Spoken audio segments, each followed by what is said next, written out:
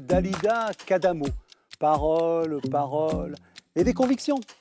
Et des convictions précoces, parce qu'elle fait en sorte de naître après les événements de mai 68 à Neuilly, sur des terres présidentielles.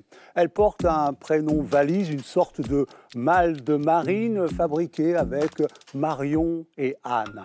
Avocate, elle défendra un certain Charles IX dans une sombre affaire de Saint-Barthélemy et de tapage nocturne. En politique, elle vogue à tribord toute et va à contre-flot, s'amarrer dans le Pas-de-Calais, caboter à Strasbourg, mais rêve en secret au présidentiel de jeter l'ancre de son paquebot dans la cour de l'Élysée. Vous avez reconnu le nom de mon invité? Alors, suivez-moi dans le monde vu par Marine Le Pen.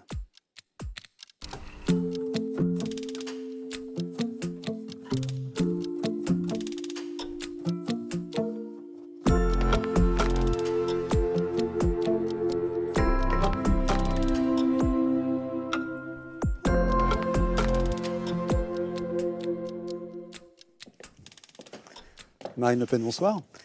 Bonsoir. Alors, vous avez quelque chose à rajouter à ce portrait crypté, si je puis dire? Non, non. Ah, voilà. On éclairera quelques éléments, peut-être Charles IX, on reviendra sur Charles IX peut-être pour l'expliquer. Quand on vous a en face, on vous demande, vous en êtes à combien de signatures aujourd'hui, le compteur? Précisément, je ne sais pas, on doit être en dessous de la barre des 450, donc on cherche. Et évidemment, on cherche auprès de l'ensemble des maires, puisque aujourd'hui, c'est eux qui ont les clés de cette élection, les clés de ma présence, et les clés peut-être de la présence de la seule candidate véritablement d'opposition face à un système qui s'est quand même passé un petit peu le relais depuis 30 ans. Alors, on va voir tout ça dans une émission qui est partagée en 3 parties, le monde du vivre ensemble, l'outre-mer et l'international. On va commencer par le monde du vivre ensemble.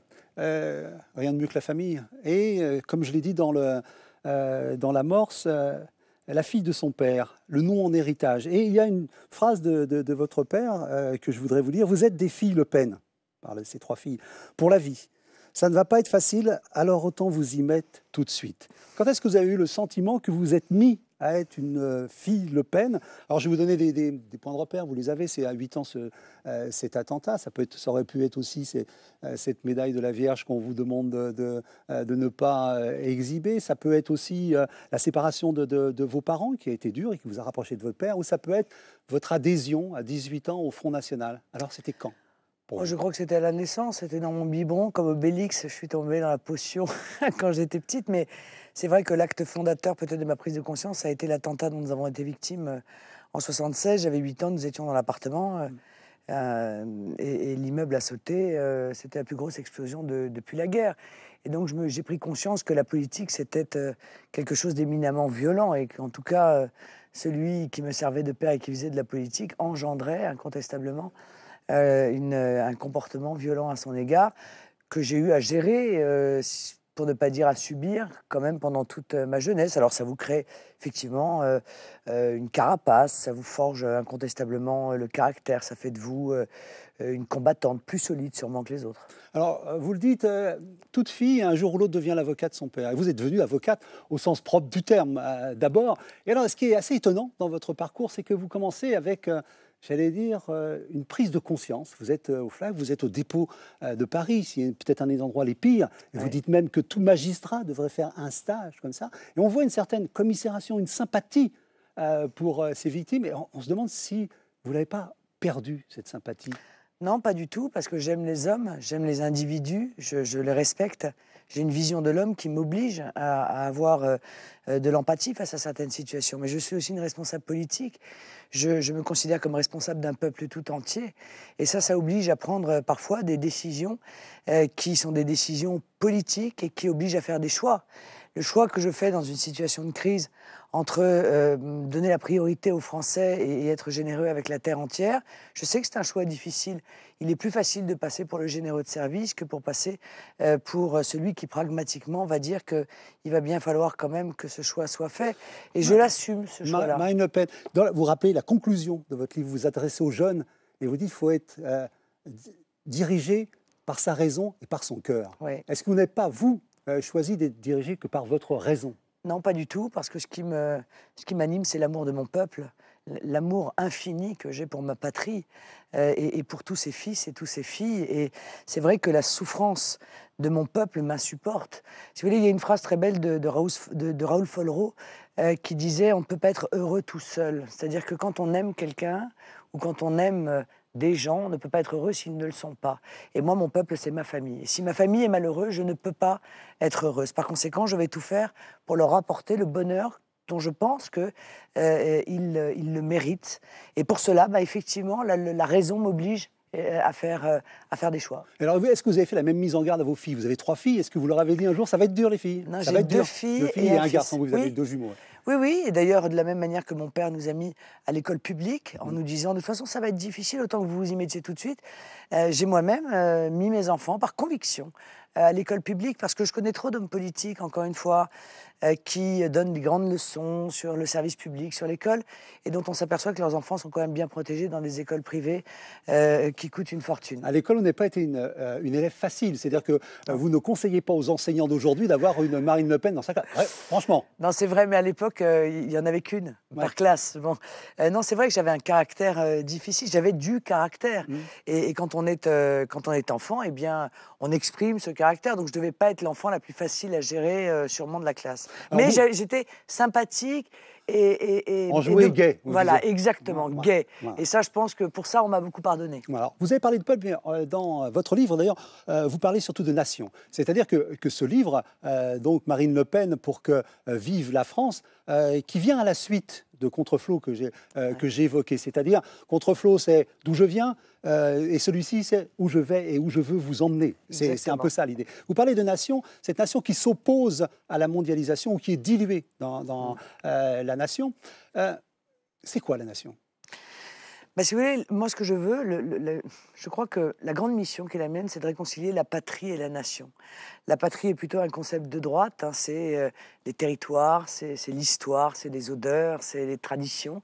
Et la nation est un concept plutôt de gauche, c'est la volonté, justement, de construire ensemble, l'acte volontaire d'appartenance. Pourquoi vous voulez capter ce concept de gauche? Je veux réconcilier ces deux concepts parce que je pense qu'il n'y a que dans cette nation, cette patrie et cette nation que nous trouverons les moyens d'exister, de vivre, de survivre face à la mondialisation. Des jeunes nous regardent, ils vont lire votre livre. C'est quoi la nation? C'est notre maison, c'est notre famille, c'est ceux auxquels on appartient. C'est celui qui, quand on le quitte, eh bien, il vous manque quelque chose. C'est celui qu'on n'oublie jamais.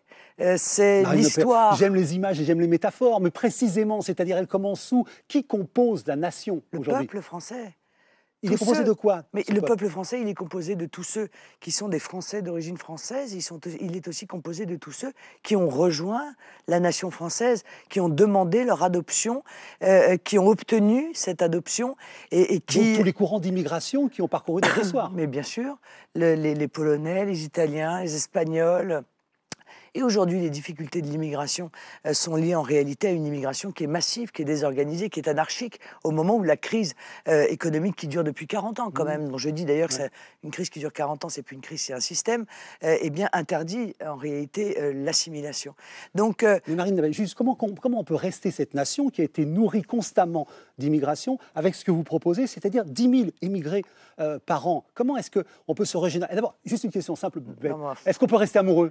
Est-ce qu'on peut faire des études quand il n'y a plus que 10 000 immigrés en France? Oui, je crois. Oui, tout à fait. D'ailleurs, 10 000 étrangers accueillis par an, c'est justement pour pouvoir accueillir ceux qui auraient un talent particulier, une compétence particulière et qu'on veut voir venir.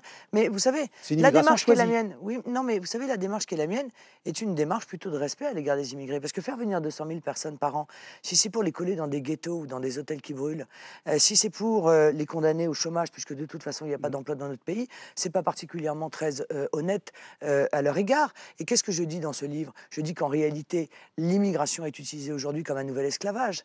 C'est-à-dire qu'on va chercher des populations qui sont pauvres, qui ont du mal à se défendre, pour pouvoir les peser à la baisse sur les salaires et les utiliser dans des conditions difficiles. On va voir un exemple outre-mer, à La Réunion. C'est qu'en ce moment, il y a à La Réunion des choses assez violentes qui se passent, qui sont à partir de la vie chère. Alors c'est un reportage de France O qui sera diffusé, ou qui a été diffusé jeudi dernier. Vous êtes allé à La Réunion. On va revenir sur votre visite, mais voyons ce qui se passe en France à 10 000 km.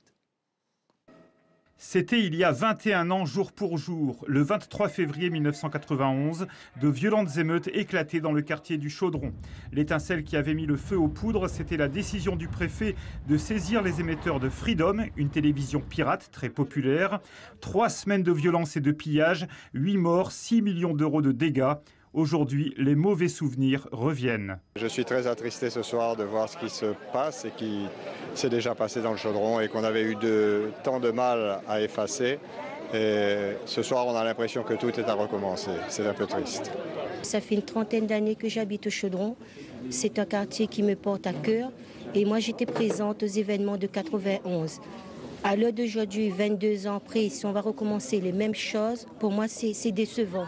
Un sentiment d'amertume, d'injustice aussi, car ce ne sont pas que des habitants du Chaudron qui ont participé aux violences cette semaine. Le quartier veut défendre son image, mais avec plus de la moitié des jeunes sans emploi, la situation sociale reste précaire. Ça fait 50 ans le commissariat. Ça fait 50 ans, il râle à nous, les politiciens ils râlent à nous, poussent à nous, ils râlent à nous, poussent à nous. Quand on voit le taux de chômage à La Réunion, les prix 50% plus chers par rapport à la métropole, plus de la moitié de notre population qui vit en dessous du seuil de pauvreté. Dans ce contexte-là, inévitablement, nous allons vers l'explosion sociale. En 2009, en écho à la crise sociale aux Antilles, le collectif COSPAR avait déjà dénoncé les problèmes de vie chère à La Réunion, une alerte qui n'a pas suffi. Lors des événements du COSPAR, un certain nombre de problématiques ont été posées. D'une façon globale, la question de la vie chère, aucune réponse n'a été apportée aux problématiques posées. Et on se retrouve 2 ans après dans une situation encore plus dégradée avec les mêmes problématiques. Après Mayotte cet automne, La Réunion ramène la question du développement de l'outre-mer au cœur du débat politique national. Marine Le Pen, je disais, vous étiez allé à La Réunion, accueil un peu volcanique. Est-ce que vous aviez senti cette tension? Oui, bien évidemment. Enfin bon, il y a un certain nombre de casseurs qui, comme en toutes circonstances, viennent détruire ce qui appartient à tous, ce qui est une absurdité, ce qui est condamnable. Mais le fond du problème est tout de même très sérieux et il a été nié complètement, notamment dans les 5 dernières années. On a quand même le sentiment que Nicolas Sarkozy a un relatif mépris pour les territoires d'outre-mer et leurs problématiques. Or, il est vrai que... Vous dites Chirac aimait l'outre-mer? Oui, je crois honnêtement que Chirac avait une affection sincère pour l'outre-mer, que d'ailleurs, il a fait un certain nombre de choses positives.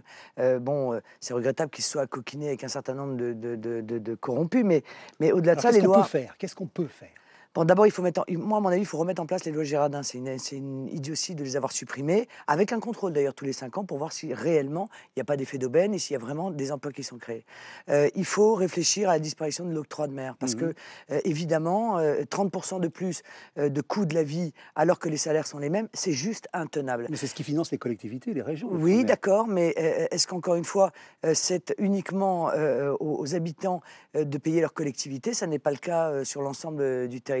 On met au pot commun et chacun redistribue et prend en charge. Si vous voulez, moi je suis frappé quand l'écrivain guadeloupéen Maximin dit quelque chose de très juste. Il dit Martiniquais, attention, il va peut-être... Martiniquais. C'est le seul endroit, les territoires d'outre-mer où on demande combien ça coûte ou si ça rapporte. Bon, c'est vrai qu'on ne fait pas pour la Creuse, on ne fait pas pour le Cantal. Donc il y a des mesures à mettre en œuvre. Il faut surtout que l'État stratège intervienne maintenant. Ça fait trop longtemps que ça dure pour engager des grands projets. Je pense qu'il y a des grands projets, notamment autour de la mer, donc que j'ai appelé l'or bleu, parce que je crois que c'est vraiment un investissement d'avenir, comme le furent, par exemple, le nucléaire sous De Gaulle. C'est un choix d'avenir que d'investir dans ces recherches. Et quel endroit plus adapté, évidemment, que les territoires d'outre-mer pour accueillir ces recherches-là. Dans la République, vous dites, il n'est pas question, vous n'êtes pas favorable à tout ce qui sont des mouvements indépendantistes ou d'autonomie? Non, pas du tout. Je suis absolument attachés à ce que ces territoires restent dans la France parce qu'ils sont la France. C'est ça, ça ne me vient même pas à l'esprit. C'est comme si vous me dites, est-ce que vous allez vous couper une main? Non, ça ne me vient pas à l'esprit de me couper une main. Ça ne me viendrait pas à l'esprit d'abandonner des Français dont je considère qu'ils sont Français à part entière. Je considère qu'ils sont à part entière, d'autres ne le considèrent pas, parce que c'est vrai qu'en matière d'égalité entre la métropole et les territoires d'outre-mer, il y a aussi beaucoup à faire. Bon, vous parlez de la continuité territoriale ou pas? Je parle de la continuité territoriale, je parle des aides sociales qui sont pas les mêmes. Je pense il y a également un problème d'immigration, c'est-à-dire que ce soit Mayotte ou la Guyane, sont des terres d'immigration. Problème très lourd, pas seulement là-bas, à la Martinique, à la Guadeloupe aussi, il y a des problèmes. Moi, je suis pour la préférence nationale. C'est à compétence égale, à diplôme égal. Un Français doit avoir une priorité d'accès au logement et à l'emploi par rapport à un étranger. Mais je suis même pour la priorité régionale. Pour les territoires d'outre-mer. Parce que, évidemment, l'insularité... Comment ça se concrétise? Ça se concrétise, c'est qu'à compétence égale, un jeune réunionnais aura une priorité d'accès... Discrimination positive, on va vous dire? Non, c'est pas de l'accès, non, c'est de la préférence régionale. C'est-à-dire que parce que c'est un bout de France qui est éloigné, demander à un jeune réunionnais ou un jeune martiniquais d'aller trouver du travail en métropole, c'est pas la même chose que lui demander d'aller à Paris quand il est en Alsace. Je suis désolé, il faut tenir compte de cette spécificité. Voilà, et je pense que vivre là où on est né... Et fonder une famille et élever ses enfants là où on est né, quand on en a le désir, si vous voulez, ça devrait être évidemment quelque chose d'autorisé et d'encouragé d'ailleurs. Alors, vous ne pourrez pas aller à l'outre-mer, problème d'argent et aussi parce que vous devez collecter les signatures. Alors, l'outre-mer est le premier, j'allais dire, à subir les conséquences du fait que vous ne pouvez pas. C'est pas tout à fait vrai, vous n'êtes pas les seuls parce que j'ai annulé un meeting à Clermont-Ferrand, un autre à Auxerre, donc j'essaie effectivement, ce sont des coûts qui sont importants, ces déplacements, mais je ferai des visioconférences comme j'en ai fait avec Tahiti, j'en ferai pour la Nouvelle-Calédonie, pour la Martinique, pour la Guadeloupe, pour la Guyane, parce que je veux évidemment adresser un signal à mes compatriotes ultramarins pour leur dire que non seulement je ne les oublie pas, mais que j'ai beaucoup travaillé sur un projet pour leur relancer l'économie. Je crois qu'il faut le dire très fort, parce qu'on a le sentiment que l'outre-mer revient au moment des élections. Oui, c'est vrai. Pourtant, moi, je suis beaucoup allée en Outre-mer. J'ai fait ma première campagne électorale en Outre-mer. J'ai un attachement tout particulier. Vous savez que la marraine de ma fille Mathilde est martiniquaise. Et je me suis toujours beaucoup attachée à ce qui s'y passait. Et puis, il y a un lien entre nous. Je suis une mère aussi. Et je sais que là-bas, ça compte. Mais je pense que tous ceux qui vivent en métropole et qui pensent comme Aznavour que la misère est moins pénible au soleil se trompent. Mais alors, vous aimez l'outre-mer, mais vous y êtes mal accueillis. Non, c'est pas vrai. Non, il y a eu une cinquantaine de communistes, comme partout d'ailleurs, à chaque fois que je me déplace, qui viennent user de leur violence habituelle. Mais je peux vous dire que j'ai eu un accueil à La Réunion qui, à mon avis, va être étonnant sur le plan des résultats électoraux. J'ai fait un grand dîner débat de 300 personnes, sont venues dans des conditions pas faciles à cause de ces 50 communistes. Et si j'en crois ce que j'ai entendu à la radio le lendemain, il y a beaucoup de Réunionnais qui sont en train d'ouvrir les yeux. Et je pense qu'il y a beaucoup de Martiniquais et beaucoup de Guadeloupéens qui se rendent compte qu'il n'y a que dans la nation que nous avons ensemble un avenir pour nous, pour nos enfants, pour nos petits-enfants. Alors dans cette période troublée, dans ce monde troublé, il y a un endroit dont on se demande ce qu'il va en être, c'est la Syrie. Il se passe des choses violentes en Syrie, des journalistes sont morts. Homs est accablé par le régime de Bachar el-Assad. On va voir un reportage diffusé mercredi dernier sur France 2 à propos de la situation actuellement à Homs et on revient en parler. Des rues désertes, aux murs couverts de graffitis hostiles au régime. Après 11 mois de révolte, les manifestations se font plus rares. Homs est aujourd'hui au bord de l'épuisement. Avant la guerre, la ville comptait 1 million d'habitants. Beaucoup ont fui les combats, notamment dans ces 4 quartiers aux mains des insurgés. Et en particulier dans celui de Baba Amer, qui subit depuis 3 semaines le feu nourri des forces du régime. C'est là que sont morts les 2 journalistes ce matin. Les bombardements continuent, explique l'homme qui filme cette scène. Et le monde reste silencieux. En fin de semaine dernière, plusieurs militants ont demandé l'évacuation des femmes et des enfants. Mais dans les rues, les tanks du régime continuent à patrouiller. Le quartier est coupé du reste de la ville. La nourriture et les médicaments n'arrivent plus. Selon l'Organisation syrienne des droits de l'homme, 60 chars supplémentaires seraient en route pour Homs, faisant craindre un assaut final dans les jours à venir. L'opposition réclame des zones de protection pour les civils et pour la première fois n'exclut plus une intervention militaire étrangère. Quant aux journalistes, devant les risques encourus, ils pourraient eux aussi déserter la ville et laisser le conflit se dérouler à huis clos. Marine Le Pen, soyons clairs et directs, est-ce qu'il faut intervenir en Syrie ? Non, je ne crois pas qu'il faille intervenir militairement. Je pense qu'il faut laisser, il faut mettre en place la diplomatie régionale, il faut laisser, je pense, la Ligue arabe intervenir par l'intermédiaire de l'ONU, éventuellement avec des casques bleus d'ailleurs, pour effectivement protéger les populations la Chine et la Russie, que faire ?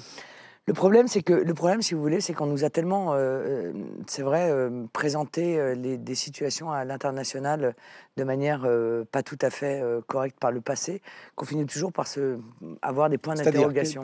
Je pense à l'Irak, par exemple. Hein, je pense aux armes de destruction massive qui ont entraîné la guerre en Irak, dont on s'est rendu compte qu'en réalité, elles n'existaient pas, etc. Donc, il faut toujours être assez prudent pour voir les tenants et les aboutissants à l'international. Je sais bien que... Il faut être reconnaissant à M. Villepin de ce qu'il a dit et que nous ne soyons pas allés en Irak. Oui, je crois qu'en l'occurrence, cette fois-ci, il a bien agi. Mais le problème, c'est l'ingérence. Est-ce que ces nations sont souveraines ou est-ce qu'elles ne sont pas souveraines? Est-ce que le fait d'intervenir en toutes circonstances, y compris en tentant d'exporter la démocratie au bout des missiles, par exemple, de l'OTAN, est-ce que c'est quelque chose de positif ou est-ce que ça n'est pas ressenti par les populations de ces régions comme une sorte de nouveau colonialisme, quoi? Il faut quand même être assez prudent. Est-ce que ces régimes ne méritaient pas quand même qu'on exerce un regard au moins critique sur eux? Oui, mais ça n'a jamais été fait par le passé. Je veux dire, aujourd'hui, on s'aperçoit que tous ces dirigeants tunisiens, égyptiens, faisaient partie de l'international socialiste. C'est rien. Oui, mais mais vous étiez aussi quand même, j'allais pas dire amis, mais vous connaissiez tous ces dirigeants. Ah, jamais. Jamais? Ah, jamais, ni tunisien, ni égyptien, ni M. Kadhafi, j'avais même condamné, j'avais même critiqué, d'ailleurs, quand M. Kadhafi était venu. Il n'y a pas que les socialistes qui étaient amis de ces régimes. Non, mais c'est-à-dire que Nicolas Sarkozy avait reçu, M. Bachar el-Assad avait reçu M. Kadhafi. Les socialistes étaient plutôt amis avec les Tunisiens et les Égyptiens, parce qu'ils participaient de la même internationale socialiste. Donc moi, si vous voulez, j'ai eu aucun rapport avec eux. Donc je ne me sens pas responsable de ce qui se passe. Mais je trouve que la facilité de la classe politique française consiste à dire c'est mal, c'est pas bien. D'accord, mais moi je suis pas. Je pourrais dire évidemment je suis pour la paix dans le monde, hein, mais je suis pas candidate à l'élection de Miss France. Je suis candidate à l'élection présidentielle, donc ça oblige quand même à avoir un minimum de réflexion. Ce qui se passe en Iran, ça vous inquiète par exemple les menaces de frappe d'Israël sur l'Iran? Oui. Tout ce qui peut mettre l'étincelle dans cette poudrière, évidemment, doit tous nous inquiéter. Et à chaque fois que la diplomatie nationale peut intervenir, il faut évidemment que jusqu'au bout, on tente de la faire fonctionner. Or, on a le sentiment quand même qu'on a tendance à avoir une vision un peu d'un côté les gentils, de l'autre les méchants. Je le vois en Libye, si vous voulez, on a armé, on a armé l'opposition libyenne, très bien. On les a mis au pouvoir, très bien. La première chose qu'ils ont fait, c'est d'appliquer la charia. Donc, c'est déjà contraire à un processus démocratique. C'est ce que dit en tout cas la Cour européenne des droits de l'homme. Et puis, on s'aperçoit qu'ils torturent des opposants. Alors donc ils font ce que l'autre faisait aussi. L'Occident est naïf. L'Occident est naïf. Mais évidemment, là il n'y a plus rien à dire. Je ne suis pas sûr qu'il soit naïf. Je pense qu'il est intéressé. Je pense qu'il y a derrière. Oui, je pense qu'il y a derrière tout ça des enjeux économiques. On vend des armes en ce moment. On n'a jamais vendu autant d'armes à la Libye. Voilà, c'est ça. On vend des armes. C'est vrai? Oui, bien sûr, on vend des armes, on va chercher le pétrole, oui, on connaît tout ça. Mais est-ce que ça n'est pas complètement contraire, si vous voulez, à la vision que nous avons des relations internationales et du respect que l'on doit aux nations souveraines que d'arriver et d'aller se servir, et pour cela, d'essayer de se draper dans des bons sentiments, comme ça a été le cas en Libye. Moi, je suis réservé... Dans la notion de nation souveraine... Je voudrais faire attention au jugement hâtif, quoi. Oui, la notion de nation souveraine, bien évidemment, que vous portez, est-ce que ça veut dire s'enfermer sur soi-même et ne plus se préoccuper de ce qui se passe à l'extérieur? Pas du tout. Ça veut dire que les nations entre elles doivent se respecter, doivent se parler. Il n'y a pas des sous-nations et des surnations, au contraire. Il n'y a pas des nations gendarmes du monde et des nations qui sont là pour obéir et qui sont à la botte des autres. C'est des restes de colonialisme pour vous?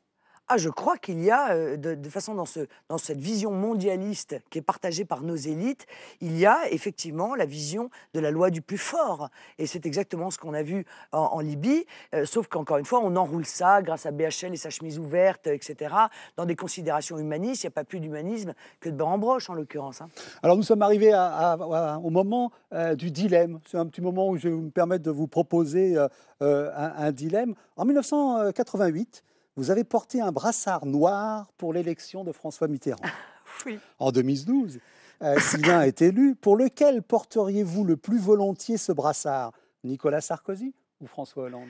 Oui, enfin, en 88, j'étais jeune, hein, j'avais 13 ans. Donc... Mais vous aviez des convictions. Oui, j'avais des convictions. Pareil, pour moi, ce sont les mêmes, ce sont des siamois. C'est un même corps mondialiste avec deux têtes. Par conséquent, que ce soit l'un ou que ce soit l'autre, la politique sera strictement la même. C'est la raison pour laquelle je dis aux Français qu'il faut qu'ils s'offrent un choix au second tour entre la nation et le mondialisme. Alors le mondialisme, peuvent faire leur primaire, c'est ou Nicolas Sarkozy ou François Hollande. Mais la nation, il n'y a que moi qui puisse la défendre et défendre ce choix-là. Mais vous le porterez, ce brassard? Non, bien sûr que non, je ne le porterai pas. Pourquoi? Ce serait insultant pour la fonction ou pour l'homme? Oui, ce serait insultant pour la fonction. Oui, je respecte beaucoup la fonction de président de la République. Alors, c'est l'heure de vous faire un cadeau. C'est le livre de Gilles Caron qui s'appelle donc Scrapbook. C'est un reporter qui a disparu au Cambodge et dont on va voir quelques images de ce reportage. Parce que j'ai cru... vous connaissez mes goûts. J'ai cru lire que vous aviez...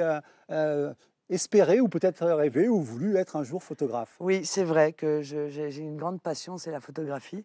Et j'aurais peut-être pu faire ça, mais peut-être le ferai-je un jour, après tout. Ouais. Il y a une vie après les présidentielles. Eh bien, merci beaucoup, en tout cas, ça me touche beaucoup. Marine Le Pen, voilà, c'était donc Le Monde vu par Marine Le Pen. Il y aura la semaine prochaine un autre regard, un autre monde vu par. Merci beaucoup. Merci. Bonsoir.